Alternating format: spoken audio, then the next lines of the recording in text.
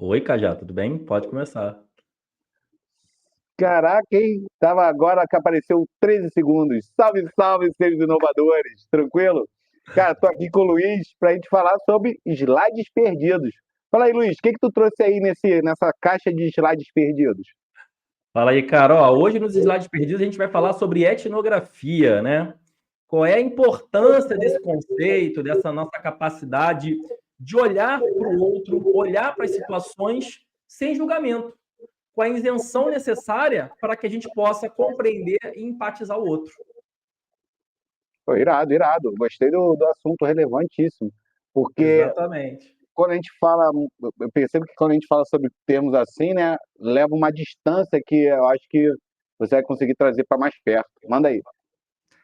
Pois é, pessoal. Então, para quem não conhece esse termo, etnografia, ele se refere à capacidade que a gente tem de, vamos dizer assim, se neutralizar para compreender o outro, né? Uma vez um amigo meu, fez uma analogia que é do tipo assim, olha, a gente precisa às vezes se esvaziar para poder se preencher com aquilo que a gente vai aprender com o outro, com as situações, com aquilo que a gente vai conseguir observar para fazer de fato uma compreensão mais profunda, sair da superficialidade, né? Sem colocar nossos valores, nossos preconceitos, né? E as nossas experiências individuais naquela situação. O que tu acha que isso tem a ver com inovação, Cajá?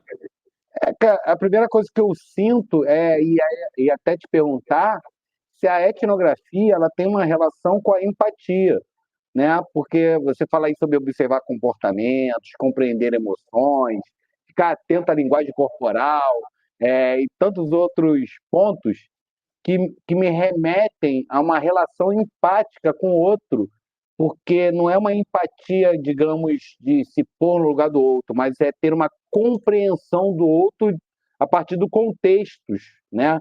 Então, eu queria saber, cara, se a etnografia tem uma relação com a empatia, porque se tiver, lógico, eu percebo uma grande sinergia com a relação da inovação. Pô, cara, eu acho que tem uma relação de duas formas, tá? Eu acho que ele tem uma relação condicional, ou seja, se eu não tenho um comportamento etnográfico, se eu não me coloco nessa situação de interesse genuíno e vamos dizer assim, de não trazer as minhas questões para compreender uma situação de terceiros, uma situação na qual eu estou interessado e quero estudar sobre, eu não consigo ter empatia. Porque eu vou estar tão envolvido comigo que eu não vou conseguir me envolver com o outro. E também eu acho que existe uma outra relação entre etnografia e empatia, que é de complementariedade.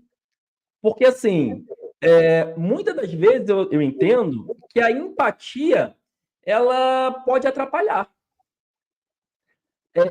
Em alguns momentos, pessoal, talvez seja necessário a gente fazer uma compreensão de longe, uma compreensão daquela situação um pouco mais analítica do que sentida. Então, para mim, a etnografia ela é fundamental para quem quer pesquisar sobre qualquer coisa, com esses dois olhares: o olhar de sentir e o olhar de quem quer, de fato, analisar, de quem quer viabilizar, de quem quer compreender de um ponto de vista mais analítico, entende? Então, a etnografia ela tem mais uma relação no âmbito da pesquisa, de trazer dados que fortalecem a empatia, por aí? Com certeza, cara. Eu acho que quem aqui estiver escutando aqui o nosso, ou vendo e escutando nossos slides perdidos aqui nesse capítulo, quem é pesquisador, antropólogo, certamente estudará, ou já estudou, né, sobre etnografia, porque, cara, para mim é um fator primordial para que a gente possa, de fato, compreender as questões humanas e saber explorar questões para levantar boas perguntas, que é uma dificuldade que a gente tem, né? Do tipo, tô diante de uma situação, de um problema, na qual eu, sei lá, vou trazer para o mundo do empreendedorismo, que é uma das coisas que a gente trata muito aqui nos slides perdidos, né?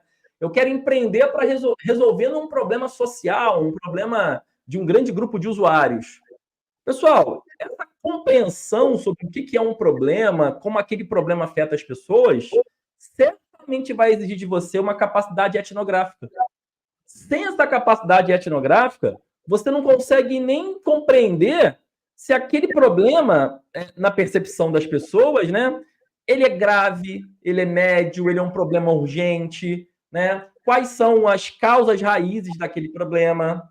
Talvez você até identifique algumas coisas, mas olhando com uma lente muito individual, do seu ponto de vista, sobre o que você sente, sobre o que você percebe, sobre aquilo que te sensibiliza individualmente. Então, assim, é muito difícil. Eu acho muito difícil, tá? Assim, eu não tenho uma formação antropológica, então, para mim, esse é um exercício que exige muita concentração, que exige, assim, um esforço muito grande, porque eu acho que é algo difícil pra caramba, mas que a gente, enfim, se a gente quer inovar, se a gente realmente quer resolver problemas que valem a pena ser resolvidos, a gente precisa, vamos dizer assim, praticar mais o olhar e o comportamento etnográfico. Então, assim, esse conceito, ele se materializa dentro de um processo de inovação no campo da pesquisa ou ele tem uma amplitude para além da pesquisa? Além da pesquisa, cara, até mesmo na ideação. Você vai passar por um processo de ideação, onde você, né, vai, vamos dizer assim, capturar insights, esses insights, né, vão se transformar em ideias, né, para a gente materializar. Até aí é importante que a gente tenha um comportamento etnográfico, porque lembra das regrinhas do brainstorming? A primeira delas é o quê? Julgar. Ou seja, se você não julgar, né, tem muita gente assim que fala assim, não, mas eu não julgo quando eu estou no brainstorming. Julga sim, seu canalha. Só que você está julgando ali, individualmente. Você só não está expondo seu julgamento, né? Mas você está doido para jogar aquelas ideias fora. Cadê o seu comportamento etnográfico? Olha quantos insights que você está jogando fora que poderiam ser aproveitados, entende? Então, na verdade, assim, esse comportamento ele é importante em todo o processo criativo e eu diria até em todo um processo de inovação, né? Quando a gente estiver passando por um processo como design thinking, por exemplo, né? Então, eu vejo que é uma capacidade assim muito valiosa em todos esses momentos, né? Mas, claro, eu acho que ela se potencializa mais em processos de pesquisa, onde você está compreendendo e validando as dores dos usuários, os problemas que os usuários têm, né? Então, eu vejo se a pessoa tem um olhar etnográfico ou não, quando ela sabe fazer boas perguntas. Eu até deixei aqui nesse slide algumas dicas de perguntas, né? Perguntas assim mais abertas, investigativas, perguntas que são consideradas mais poderosas, porque elas conseguem extrair do outro coisas mais profundas, histórias, percepções, né? De fato, emoções. Muitas das vezes, a gente, quando não tem um olhar muito etnográfico, a gente se apega muito a tentar entender a proposta de valor funcional das coisas. Só que a gente esquece que a proposta de valor pode ser emocional, pode ser social.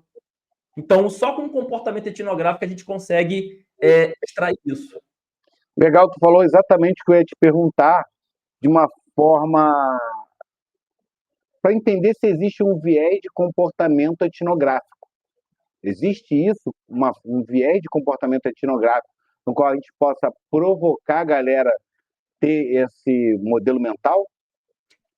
Eu acho que as pessoas podem tentar, na minha percepção, né, trabalhar esse comportamental em si próprio, demonstrando, né, sendo de fato mais curiosas com o outro, sabe? Isso é uma habilidade assim que tem que ser treinada, pessoal, porque senão ela fica muito artificializada, né? Você tem interesse genuíno pelo outro. A princípio, isso pode parecer uma forçação de barra, mas não, você tem que ir praticando isso, né?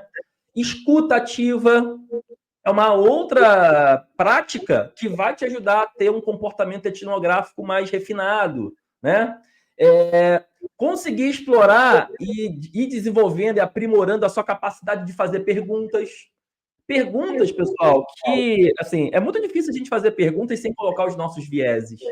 Então, quanto mais neutra for a pergunta, né, mais, vamos dizer assim, maior capacidade poderosa aquela pergunta pode ser, tá?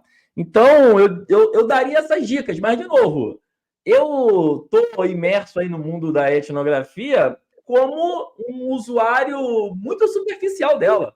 Então, eu trouxe esse slide pensante aqui, ó, para a gente, pô, talvez aí nos tocarmos que termos um comportamento etnográfico vai tornar até a gente seres humanos melhores, sabe? Se pensar bem. Então, esse slide pensando para ser menos perdido.